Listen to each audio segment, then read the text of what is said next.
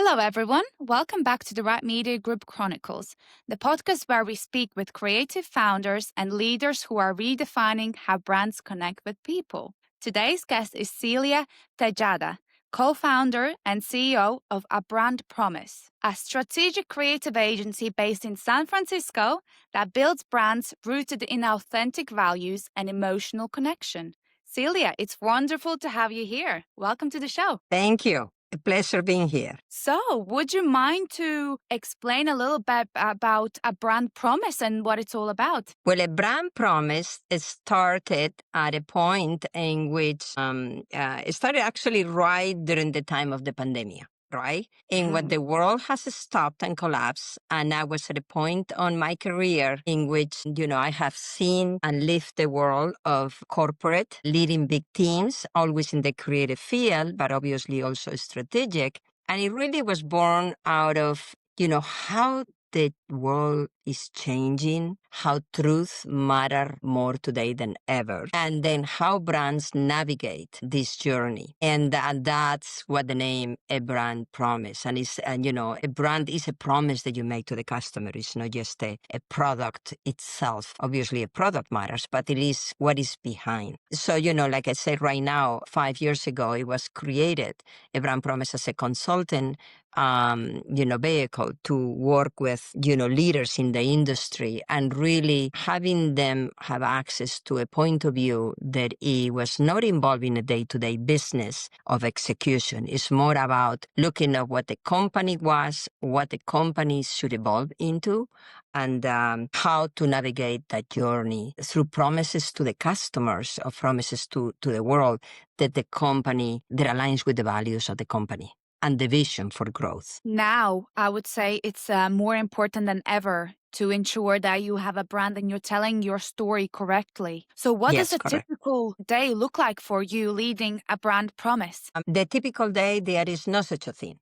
It's not typical. Nothing is typical, which is, I think that is the exciting part of it, I'm a person full of curiosity, living in a very, I will say, universal world. We're all, I will say, residents of the world, Now, whether it is that you move physically from place to place, my home base is really San Francisco for the number of years, but I am from Spain originally, where I go back all the time. I travel all the time to the Orient, to different places in Europe, to, Australia. I travel a lot through the world. But what is a typical day? There is, like I said, no such a thing as a typical day. Things are moving faster than ever. I think that's what is exciting.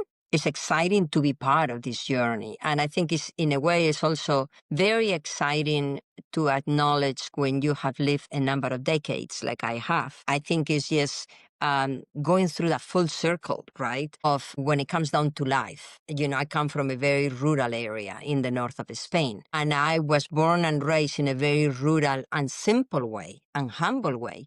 And I have seen through my journey creativity, drive, everything, right? And then we are at a point in our society in which, all of those vehicles that are given to us, right? Whether it is, internet and now obviously AI, right? If you know how to maneuver these things, it really allows you to go faster.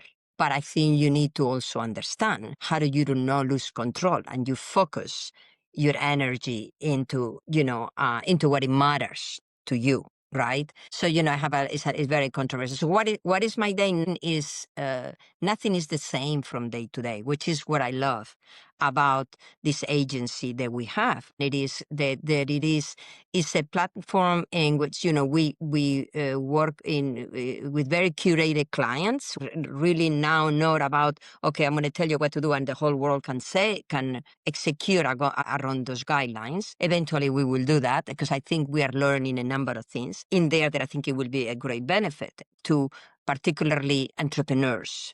But also, so I work, I love working with entrepreneurs. And yes, I love working with founders that they have started their companies decades ago.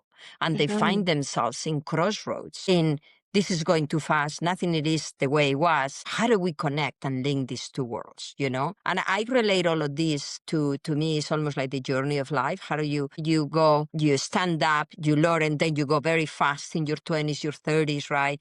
And then you just try to find some serenity in your life and some truth to your life and your purpose. So that's what any day looks like.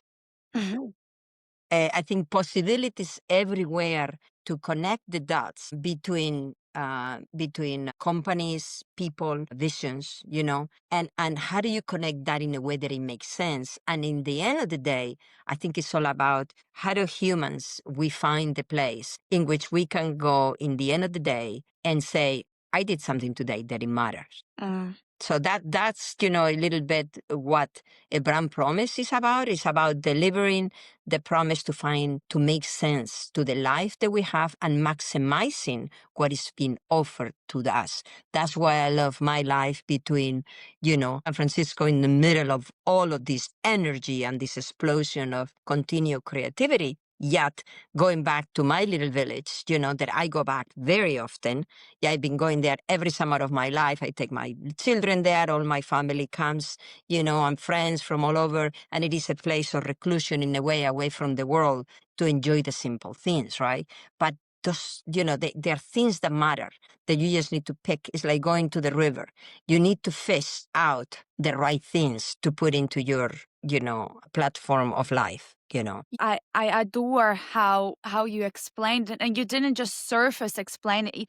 You have this deeper meaning, and I love having deep conversations and, you know, getting down to the root cause. So you've explained absolutely brilliantly, I have to say. So you have thank you. touched point in regarding to who you work with a little bit. I'm trying to find out, do you have a specific niche that you like to tailor? Well, my natural niche is the world of interior design. And more of the interior design is, how will I say, the businesses that cater to designing the spaces that we live in, that we habitate, right? So it's like, you know, I've been, and that is very public, obviously, through companies like Williams Sonoma leading the creative vision and product development and leading the teams of, you know, the Pottery Barn brand for many years. I have been involved with, as a, again, lead creator for Restoration Hardware, a, you know, international brand, you know, and as well as that, I led the whole creation of the home space for Banana Republic, part of the Gap in the United States. And, you know, I do work with, you know, with Our House, which is, again, another big brand. So those are different names that they are in the United States are, you know, the leaders that they drive how people live, right? And it says, you know, the sofa that you sit in, the environment that you go home to, right? Or the restaurant that you design and what are you putting in? You know what I mean? It's like, how are the seating arrangements? What is the art, you know, that it goes into the walls that express who you are? So that is my natural habitat throughout the years. So that's kind of the realm. However, within that, the art has become more and more through the years an emerging arm of my, I will say, of my existence, because I believe the art ignites the human spirit. And that can sound very esoteric. However, think it has the art, the artists, the people who think they're irreverent in the way they look at the world. Those are the people that change things, right?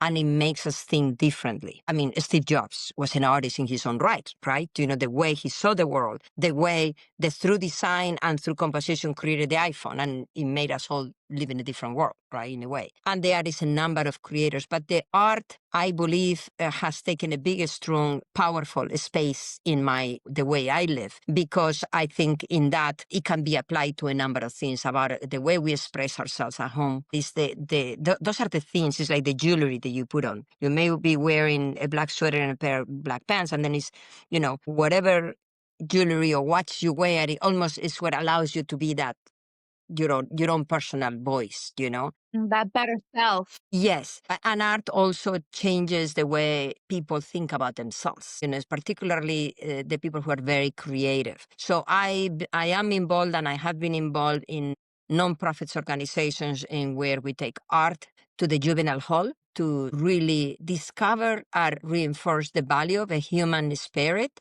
and express it through art. I have created a platform called Arte Immortal, in which we basically capture and we capture through the eyes of the lens, and we immortalize, whether it's images of his stories, that it will inspire that truth that we look forward in this professional or these businesses related to the way we live, right? So it's all kind of woven together, and it gives meaning and it gives truth and it gives something beyond the product itself.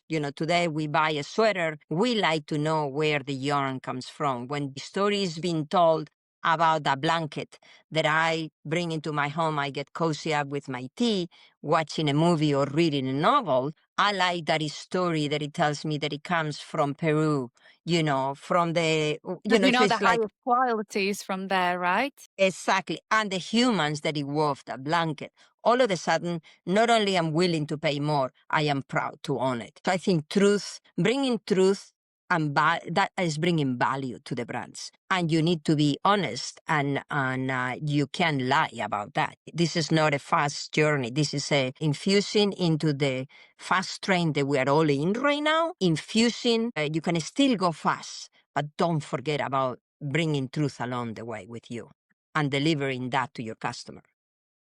Correct That's me what if a I'm brand wrong, promise is Celia, about. but for me, what you explained right now, who you're working with, it sounds like a very sophisticated niche. Well, it is sophisticated, but I think, but it's also accessible. Anybody has access. You can go to a brand. You can go to a brand and you can, buy a $20,000 sofa, or you can buy a piece of art for $700, or you can buy a candle for $10. Do you know what I mean? There is, when a brand tells you the story, I think there is a number of levels of how you can get into a brand. I always relate, and I think when we create, I think to me it's the yin and the yang. It's about, like in the fashion business, I was at the fashion business at one point in the late 80s in my youth, in which for me, creating that couture dress, right? That dress that probably nobody will buy because it's different, because it is very unusual, because it's very expensive. But what happened is that couture dress allowed me to unveil all my creative juices and express it into one piece, right? And then from there became the north to create more of a ready-to-wear, accessible piece that everybody can have access to. And I think that's, the creation of, I think in the world of creation, of the world of leading brands, it is so important to be aspirational. Inspirational and aspirational, that you can reach it to everybody. Nobody gets inspired by, something that it is not good. Or how will I say? Maybe Or it's you're not just telling your story properly. there you go. And I think it's being, we all get inspired when we aspire our soul to be better, right? Whether it is, my God, I love to have a little house in the country and have chickens. How many people dream of that right now? How easy and little cost of money if you have a little Yeah, house in a right? village. This brings You can do that. calmness to your heart. We're not asking for a Maserati, we're not asking for, a yacht, right? You're asking for something that almost everybody, if you have a little piece of land in a little village, that it costs very little, really, you can have that dream. I think be inspirational is important and aspirational. But inspirational is a very important part. It's something that it touches our soul. It's something that it makes us as a human better. So I think, obviously any brand aspire to be inspiring, and whichever level you are of financial value, put it in that way. I love that. That's like a quote, aspire to be inspirational. So we talked about how obviously the market changes. So what would you say modern consumers expect from brands today that they didn't 10 years ago? Well, I think it's a big difference. I think there is actually, the world is changing and it's changing fast, right? I think 10 years ago, particularly in the 2000s, I think in the 2000s, a window opened, a gate opened to globalization. And that was very exciting, but it has a price. And the price has been throughout the years in which, you say 10 years ago. 10 years ago in 2015, we were already in a race for 15 years, I will say, if I was to break it into timing, in which everything came faster, cheaper, cheaper and cheaper. We can get everything and everything is produced offshore, which we didn't want to hear too much about, the people getting paid $1 a day and, working in the slums, right? It's like almost we were closing our eyes and companies were covering our eyes to the reality of us having so much for so little with our buying power, we created a monster of our own. We are responsible of the monster that we have created. Everything fast, cheap, and we try to ignore the reality of the cost that it did to a number of things. I think today, and I think definitely COVID worldwide put us all in our knees. And I think more even probably affected more a generation that is even older than people like my sons on their 20s, for them, they really haven't seen much before, right? But, I have seen more before. So you really realize stopping for those months that we were, or for the year, losing, God forbid, the loved ones in those horrific situations. And also seeing that everybody kind of was in the same train of despair. And it makes us realize what the value of things, the value of life, the value of we don't need more clothes in our closet. We don't need more and more and more and more. Yes, we like to be surrounded ourselves, by things that we love and admire.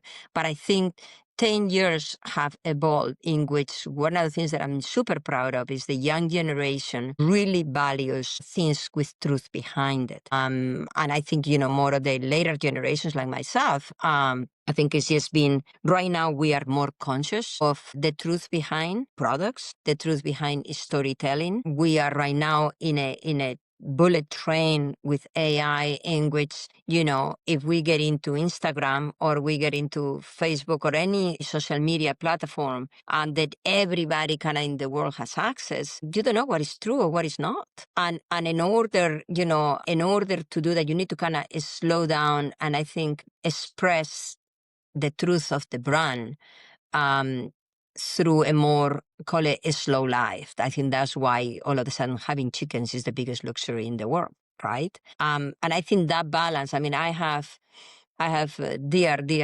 friends here in San Francisco, Silicon Valley, people in the 30s, that they run companies, they already sold 2-3 companies, and they are rolling in dough. And, we get together and they say, how do you do a life like you do it? Like I do Tertulias. For the last 35 years, I've been doing dinners every Thursday night with friends. What does that mean? Why? And I always think is the most important thing that I have ever done in my life, aside, parallel to my family, because that I have a community. And the community of friends that you consistently see, and the community is diverse, people in all kinds of different fields, There are people who work in a restaurant as a dishwasher. There are people who are human rights lawyers, prominent, international. There are people who are designers. There are people who are chefs. There are people who are and surrounding myself with amazing human beings, right? That they have different point of views. And we put each other in our place, when we get off hand, we get off sound like of great the side. friends. Yeah. Well, but that is creating a community, I think, is the truth about life. It goes back to the truth, right? How truthful is my life? If you are, and then you listen, you hit the jackpot, you can have a lot of money, you can have all of those things, but you can be alone. What does that mean? That means it doesn't matter how many millions you have. It doesn't matter how many houses you have.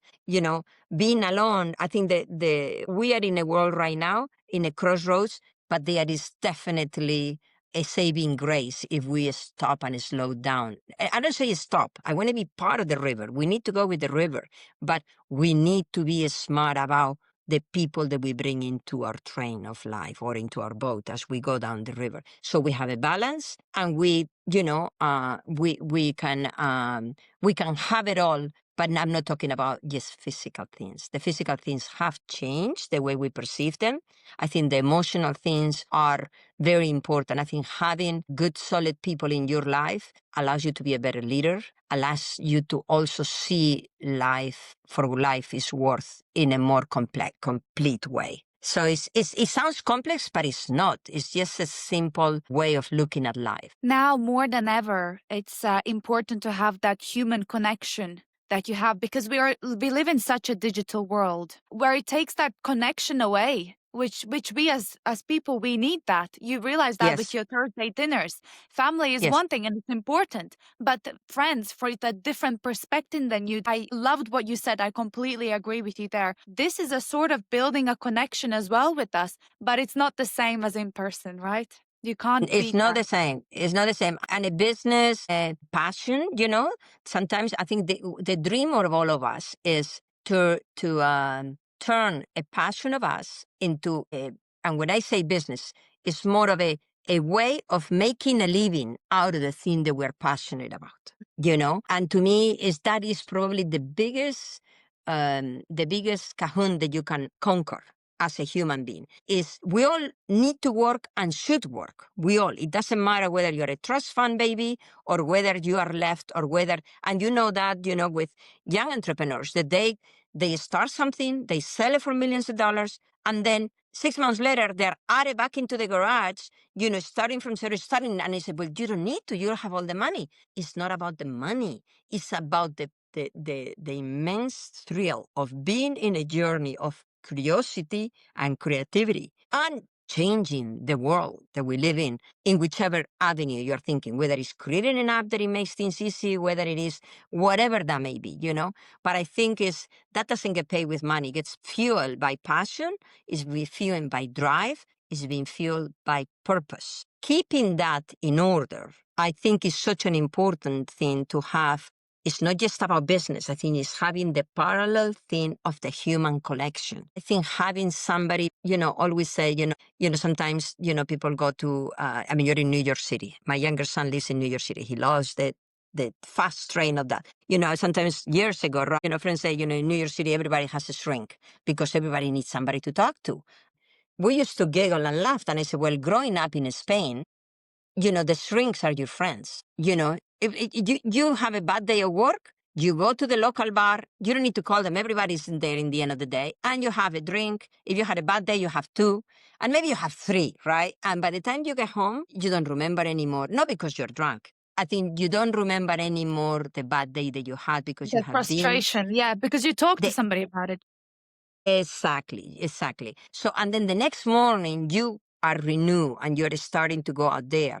So I think the human connection is such an important part. And whether it is you have to pay a shrink or whether it is much easier, happier to really build it in your infrastructure of everyday life. So cultivating friendships, connections, it is really important. It's extremely important in the world that we live in right now. And you know what? There is no excuse not to have time because I do think all the technology is giving us the power of time. The technology is giving us the ability to do things faster. So therefore, let's not go into faster. Let's focus on the things that we're focused on. We can do it faster. We can do it more efficiently so we can have time to dedicate to our soul and our friendships and cooking a meal and spending time, having a drink or having a tea with somebody, taking the time to just read a book. I mean, what a pleasure that is, right? Yeah. How many people take the time to just say, you know what, I am taking the afternoon and I am not going out for the next 8 hours because I just want to sit and read a book. I mean, I have it's a question for you there, sure. Celia. In this day and age, and so many entrepreneurs, and I'm gonna work 20 hours a day, and I'm gonna grow.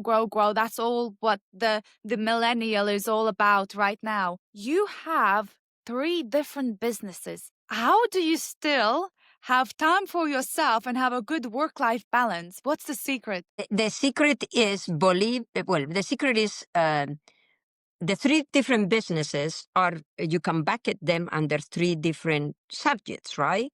But they are all united. They are all by stitches. They are all it's almost like you're stitching a dress. You're stitching the sleeves, you're stitching the skirt, you're stitching it with the top. Everything kind of goes in the same purpose. It's about, living well. It's about spending time in your personal life, really, in a joyful way, right? The brand promise is a consulting business that allows me to get my fingers and get in the mind of these leaders and these entrepreneurs, whether they've been there for a long time or new entrepreneurs, right? Because, somebody who started a business 30 years ago was an entrepreneur and continues to be an entrepreneur. By the fact of keeping the business alive, you are an entrepreneur mind, definitely, right? So that keeps me my feet in that accelerator, understanding what these companies go through and how you bring balance and how you bring focus into it. Then, so that's the consulting part, right? For example, the art business, to me, art, when you go into, and then this business are all related to a living environment, right? So the art, it gets very much infused because through art, you create product. Through art, you express how you want to live.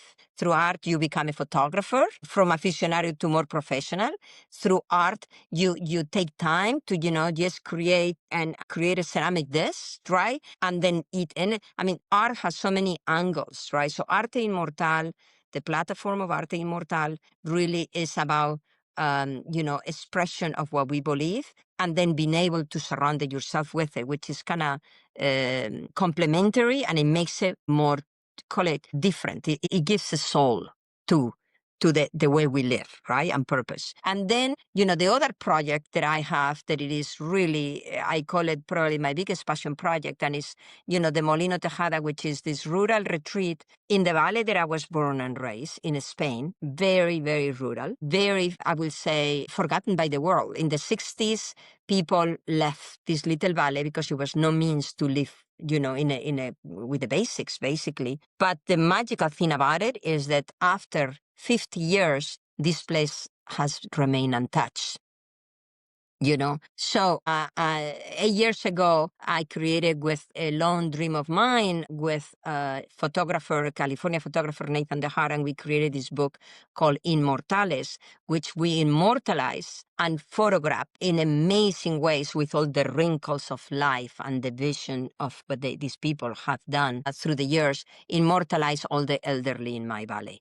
Right. And it was my passion to just capturing them for the generations to come, what these people are and will be after generations, and open up this little hotel, which is, it's almost like a guest house, call it, a small boutique place. But the idea is, I did it obviously with a lot of the local artisans, with trees from the valley, with the artisans, 84-year-old man is my upholster guy who we go buy in thrift shops and flea markets, old chairs or chairs that we find in old homes, and he reupholster them with beautiful fabrics that I find in India, in Jaipur or wherever. Wow. And we weave the world of the outside and the inside. But this is a love project, and the reason of it is, and that really actually combines, if you look at this, their sites and the Instagrams and everything, the place is not only to the standards, but even above of what the world traveler. I mean, you can be at the Four Seasons, and you can go to my valley, to this little place, and you will feel equally as luxury in your bed, right? Beautiful beds, blah, blah. But you are surrounded by truth. It doesn't pretend to be a Four Seasons. It doesn't pretend to be anything. It is what it is. A 1670s old mill translated into a guest house that you just happen to be invited. It's in the city that you grew up in? Or It's in the in village? the little village. It's in the little village, little valley where I grew up in. The valley is called Valderredible.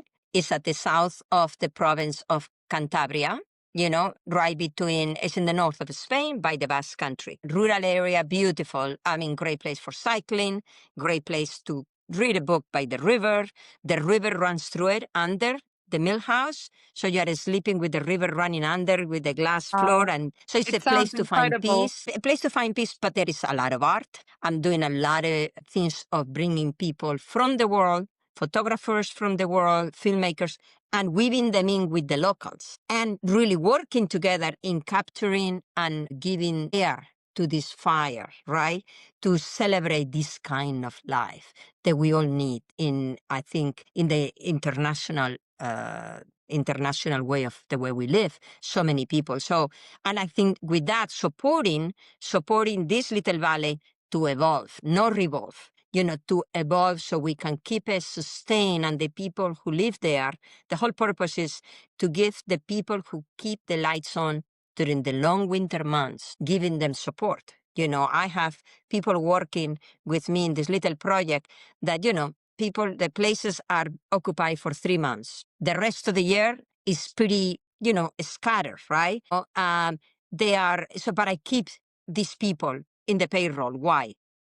Because it's not about keeping them when you need them and dropping them. It's about how do we keep them occupied. So, the person who does this now does gardening, or we're planting flowers for the spring. Figure out a ways to maintain and evolve it without revolving it and keeping the magic of that life. I think, to me, that is doing big and small gatherings and dinners in which we all get together. The table in the end of the night is left like and I said, do not pick up the dishes at night. Do not pick up the glasses. Let's not move from the table. We are cooking together, we are eating together, and we are what we call in Spain, la sobremesa, right? Which is we sitting there talking about everything from love to poetry to politics to everything, right? And you are not in a rush. Nobody's in a rush to get up and do the dishes. Tomorrow will be another day, and we'll figure that out tomorrow. Tonight is special. So that's really what I do here with my tertulias in San Francisco. So it's a lot of things in common. Many things are in common and all aligned, with that truth. I think we are all aiming to live a truthful life. And when I say truthful to ourselves, it's not about the neighbor. It's about what is true that it makes us proud, the way we live, the way we want to be successful. Absolutely. We want to drive business.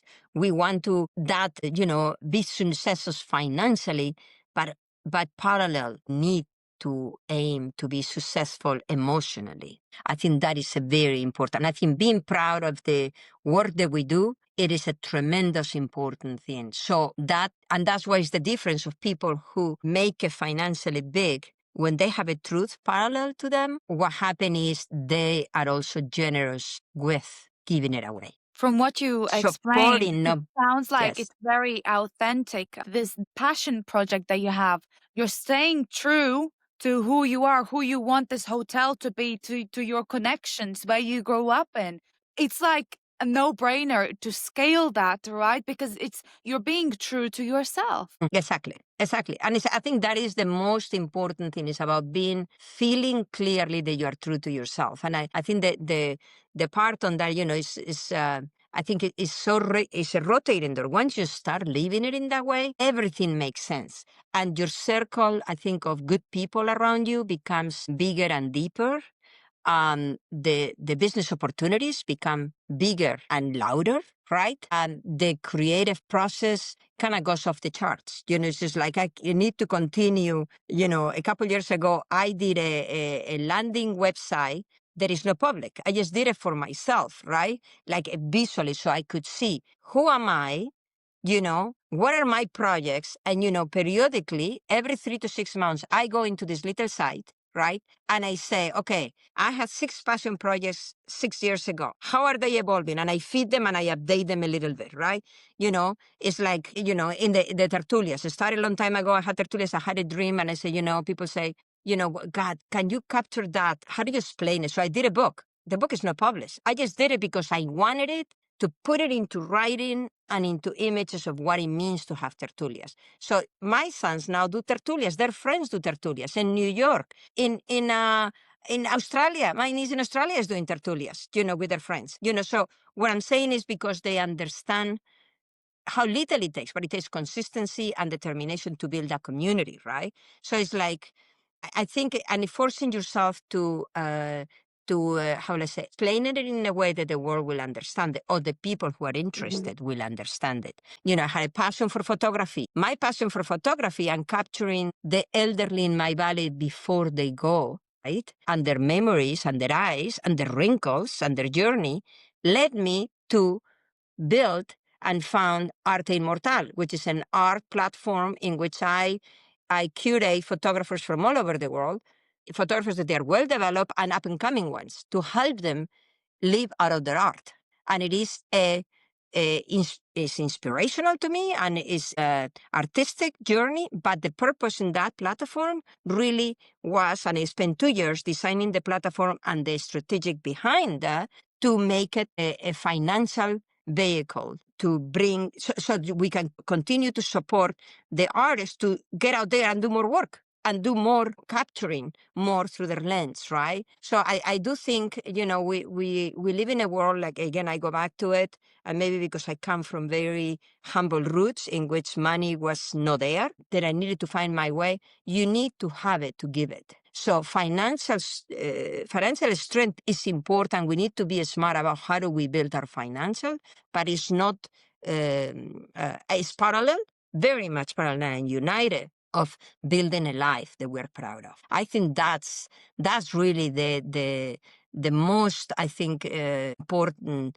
way to button up, what our journey should be defined by. It should be defined by passion, by hard work, by determination, by wanting our business to succeed, parallel to coming home, going with friends, building a family, having things that nobody can take away from. A business comes and goes. Success means nothing. It only means if you have a purpose for that success. Again, I go back to the people of, people who have money and give it away to support causes. Well, being in a nonprofit is more work than actually doing a job in a corporation. I've been there. I ran a nonprofit for 10 years, taking art to a juvenile hall in San Francisco and taking artists in there and changed my life. And I forced my sons and their friends to go there and support these children. Why? Because it puts you in your place. And I will get up at 6 in the morning and I will have meetings before my regular job to understand and get fundraising and how do I keep this thing moving and supporting these kids. So I guess all goes back to having a purpose. I mean, I think it's defining what is the purpose of my life and not just getting lost in the river of only money.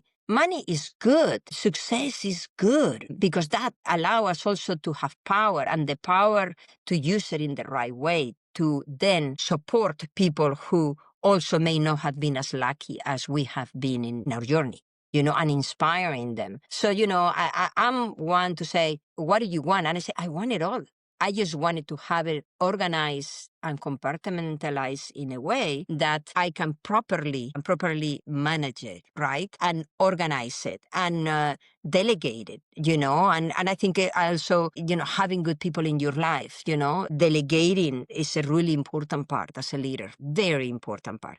And how do you delegate it? You just don't throw something into somebody new in a job and then you say, okay, you go and figure it out or treat people bad. No, you need to bring somebody into your train, spend the time to share your vision, hear their thoughts about it and their vision, which in many cases is very additive and it makes you richer, right? And then delegating. And it's okay if as you delegate that, that they don't do exactly as you told them. You may learn something yourself. And it is okay, but I think it's such an important the art of delegating.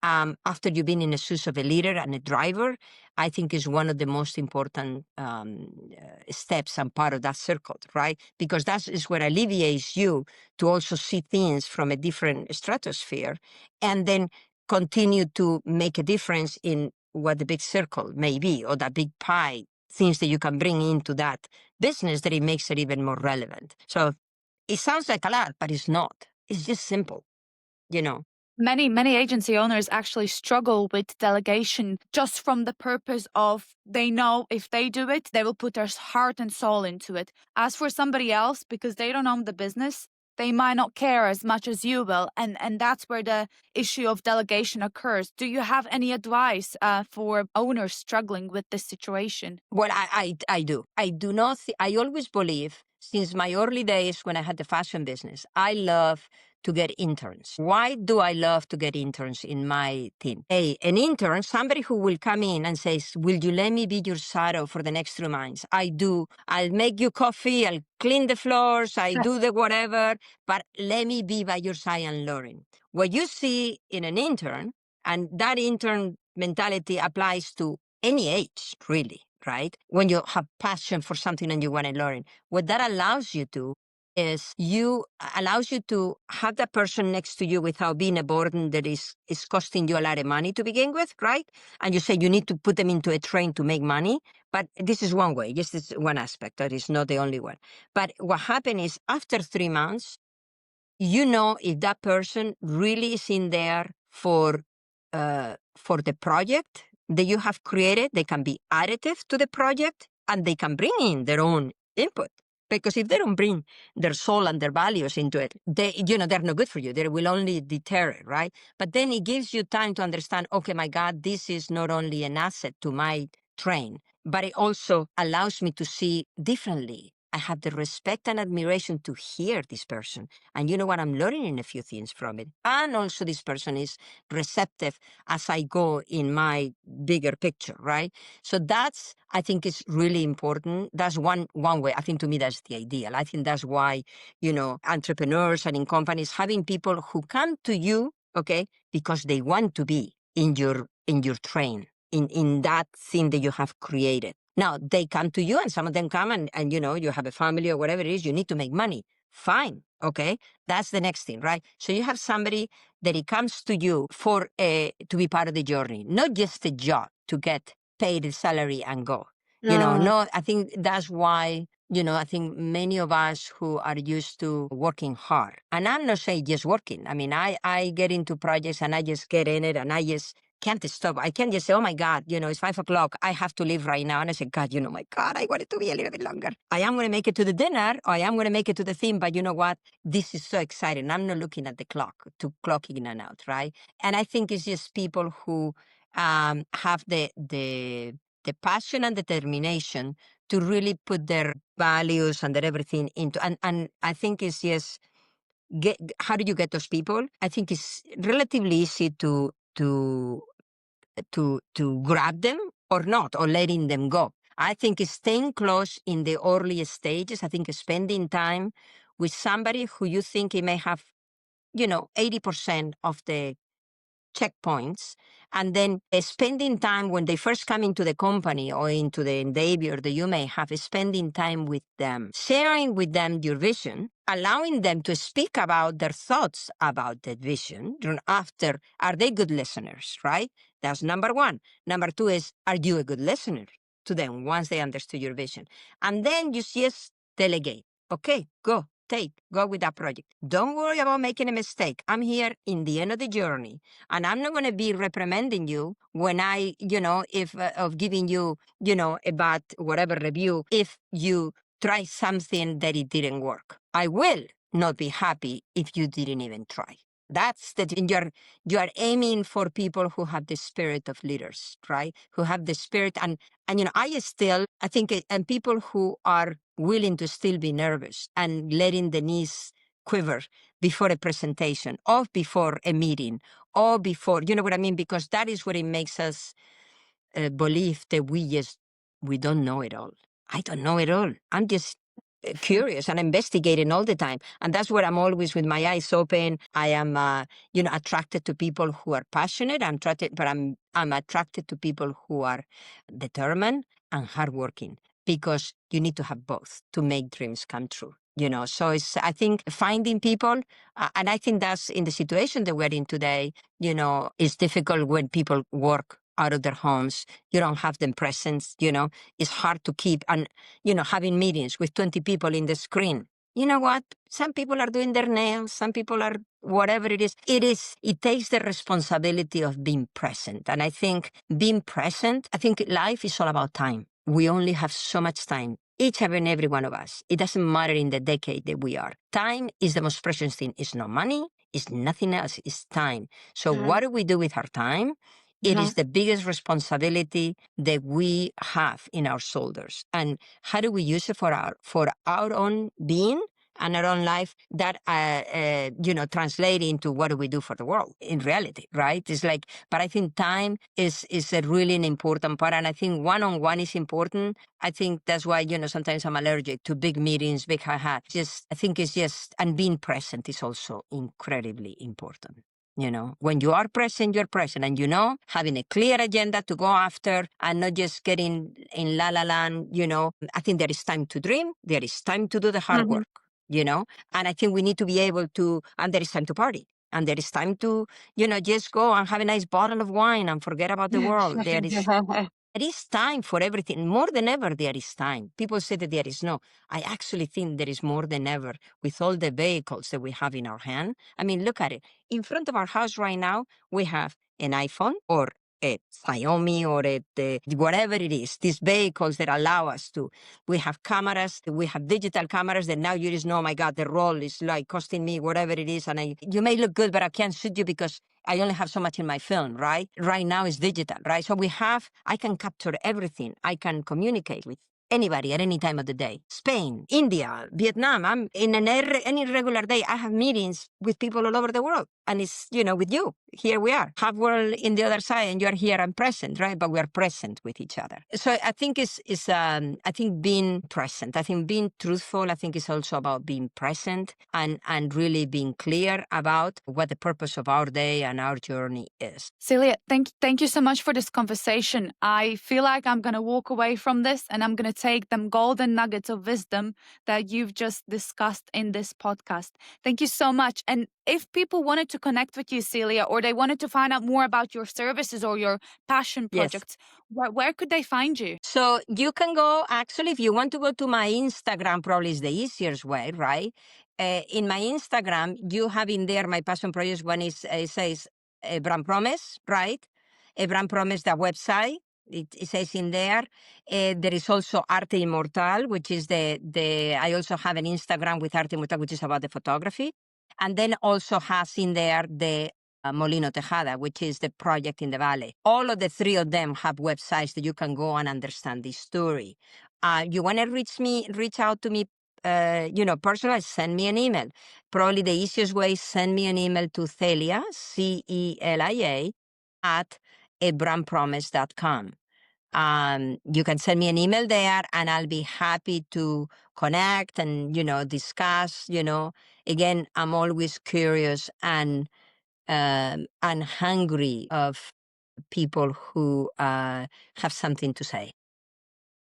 Celia, you are flowing with creativity and your passion, it flows off from you into other people. And I have to say, I'm going to walk away with some of it. You are such a passionate person and everything you do has authenticity to it. Like you've just explained, it's all very important and you have a purpose about you. It's difficult to explain, but you have a strong purpose about you. So once again, thank you for this opportunity of sharing your wisdom. And for anyone who would like to connect with Celia, all the links she explained will be below in this video where you can find her easily. Thank you.